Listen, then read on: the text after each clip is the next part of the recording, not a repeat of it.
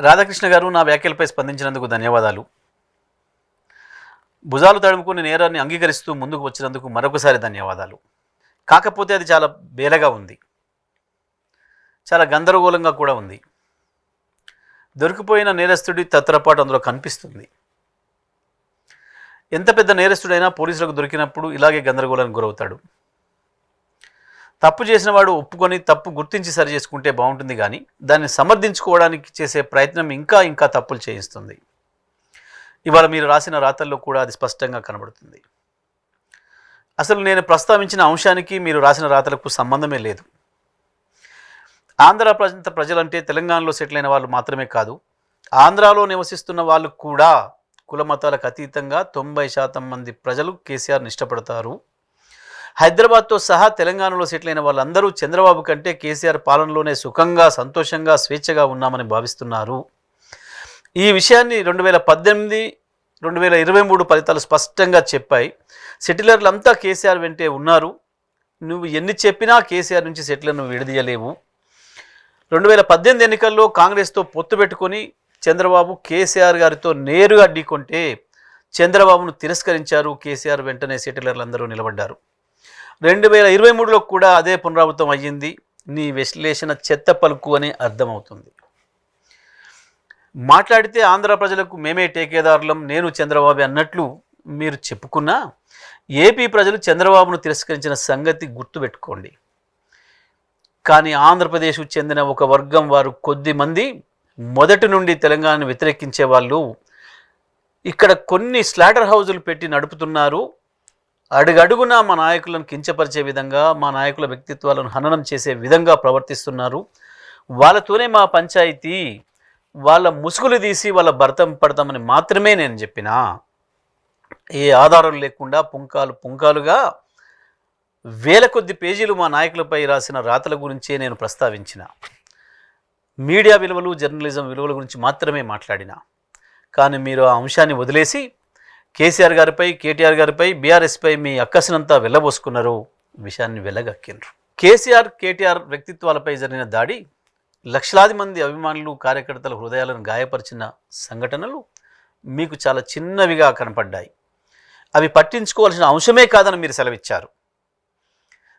తన అభిమాన నాయకుల్ని, వారి వ్యక్తిత్వాన్ని హననం చేస్తే అభిమానులు, కార్యకర్తలు చేసిన చిన్న నిరసన మాత్రం మీకు చాలా పెద్దదిగా కనపడింది. వ్యక్తిత్వం అనేది మీ దృష్టిలో చాలా చిన్నది కావచ్చు, అది పెద్దగా పట్టించుకోవాల్సిన విషయం కాకపోవచ్చు మీకు, కానీ మాకు అదే ప్రధానం. ఒక రాజకీయ పార్టీ విధి విధానాలపై, గెలుపోటములపై ఎవరైనా విశ్లేషించవచ్చు, కానీ ఆ సందర్భంగా బీఆర్ఎస్పై మీరు చేసిన విశ్లేషణ, మీరు ఉపయోగించిన భాష, వాడిన పదాలు జర్నలిజం పరిధులను దాటింది. మళ్ళీ మీ మాటల్లోనే చెప్పాలంటే, మీరు రాసిన రాతల్లోనే, మీరు రాసిన పదాల్లోనే చెప్పాలంటే మీ బల్పును, అహంకారాన్ని తెలియజేస్తుంది. ఏదో పుట్టింటి గొప్పతనం, మేనమామ దగ్గరలాగా కేసీఆర్ గొప్పతనం నా బోటి వాళ్ళ దగ్గర అనేదో మాట్లాడినవే. నేను కూడా అనొచ్చు, నీలాంటి బోడిగాడికి మా కేసీఆర్ గురించి చెప్పే అక్కర నాకు లేదు అని చెప్పి అనొచ్చు. కానీ నాకు సంస్కారం ఉంది. ఇక కేసీఆర్ సంస్కారం గురించి, కేసీఆర్ దయాగుణం గురించి, కేసీఆర్ క్షమాగుణం గురించి మీకు ఒక విషయం గుర్తు చేస్తా. ఉద్యమ సందర్భంలో మీరెంత విషయం జిమ్మినా, తెలంగాణ ఏర్పడ్డ తర్వాత కూడా తెలంగాణ మంత్రివర్గం పైన, తెలంగాణ శాసనసభ్యులు, శాసన మండలి సభ్యులపైన, తెలంగాణ శాసనసభ పైన మీరు ఎంత దిగజారి మాట్లాడినా, ఎంత జుగుప్సాకరమైన కామెంట్స్ చేసినా, మిమ్మల్ని 100 సార్లు జైలుకు పంపే అవకాశం వచ్చినా, ఏ విచారణ ఏది అక్కర లేకుండా మిమ్మల్ని శాసనసభకే పిలిచి చక్కగా నేరుగా జైలుకు పంపించే అవకాశం వచ్చినా ఆ పని చేయకుండా కేసీఆర్ మిమ్మల్ని వదిలేసిండు కాబట్టే ఇవాళ మీరు బయట తిరుగుతున్నారు. అది కేవలం కేసీఆర్ దయాగుణానికి, కేసీఆర్ క్షమాగుణానికి నిదర్శనం. మిమ్మల్నే కాదు, మీతో పాటు మీ గురువు చంద్రబాబు నాయుడు గారిని కూడా జైలుకు పంపే అవకాశం వచ్చినా, తన చేతిలో అధికారం ఉన్నా వద్దులే మనకెందుకు, రాజకీయ కక్షల ఆలోచన మనకెందుకు, మనకు కావాల్సిన తెలంగాణ రాష్ట్ర ప్రయోజనం కదా, శాశ్వతంగా వెళ్ళిపోతున్నట్టున్నాడు ఆయన, పీడబోతే తెలంగాణకు అంతకు మించిన అదృష్టం ఏముంటుంది అని చెప్పి తెలంగాణ కొరకు వదిలేసిండనే విషయం, ఆ విజ్ఞతను కేసీఆర్ ప్రదర్శించిండనే విషయం మీకు మరొకసారి గుర్తు చేస్తున్నా. కానీ మీరు మాత్రం మోడీ గారి అండ ఉందని, చంద్రబాబు మీ చెంతన ఉన్నారని, తెలంగాణ ముఖ్యమంత్రి మీ చెప్పు చేతుల్లోనే ఉన్నారని మీరు ఇష్టం వచ్చిన పద్ధతుల్లో మీడియాను అడ్డం పెట్టుకొని దాడి చేస్తూ, ఉడత ఊపులకు నేను భయపడను అని హూంకరించిన మీరు ఇవాళ వందల మంది పోలీసులను కాపలాగా తెచ్చుకొని జరగని దాడికి ఖండనలు ఇప్పించుకుంటూ వాళ్ళను వీళ్ళను బతిమాలి మీరు చేస్తున్న హడావుడి, మీరు ఏ ఊపులకు దేనికి భయపడతారో అర్థమవుతుంది. ఇక మరుగుజ్జు విషయానికి వస్తే, సరే సాధారణంగా మరుగుజ్జు అని మనం ఎవరినంటాం, సహజత్వానికి విరుద్ధంగా ఉన్నప్పుడు, మనిషి సహజంగా ఎదగాల్సిన వయసుకి ఎదగాల్సినంత ఎత్తు ఎదగకపోతేనో, మానసికంగా ఎదగకపోతేనో, లేదా ఏదైనా సందర్భంలో ఎవరైనా దేని కొరకైనా ప్రయత్నించి తీవ్రమైన ప్రయత్నం చేసి కూడా దానికి చేరుకోలేకుండా ఉన్న చోటనే నిలబడిపోతున్నాం, అటువంటి సందర్భంలో మరుగుజ్జు అని వాడతారు. ఆ పదాన్ని మరుగుజ్జు అని అక్కడ వాడతారు. కానీ నాకు ఆశ్చర్యం వేసింది. సరే, నేను మీకు తెలియకపోవడం అనేది మీ మరుగుజ్జుతనం తప్ప నా మరుగుజ్జుతనం కాదు. అది నేను ఎందుకు మీకు తెలియకపోవడం అనేది మీ మరుగుజ్జుతనం. మీరేందో నాకు బాగా తెలుసు అనువనువు. నేను 11 సంవత్సరాల వయసులోనే కులం గోడల్ని బద్దలు కొట్టి సామాజిక అంతరాలు లేనే లేవు అని చెప్పిన ఆలోచనలతో వికసించిన వాడిని.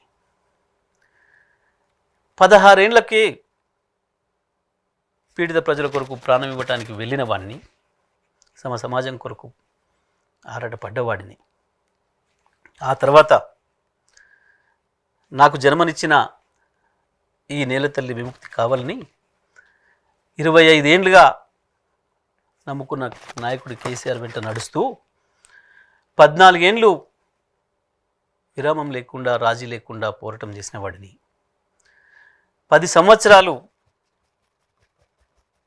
మీ దోపిడీ వల్ల అన్యాయానికి గురైన నా నల్గొండ జిల్లాను బాగు చేసుకోవడం కొరకు తెలంగాణలో కేసీఆర్ నాకు ఇచ్చిన బాధ్యత నిరంతర విద్యుత్తును ప్రజలకు అందించడం కొరకు పనిచేసిన వాడిని, దాంట్లో విజయం సాధించిన వాడిని.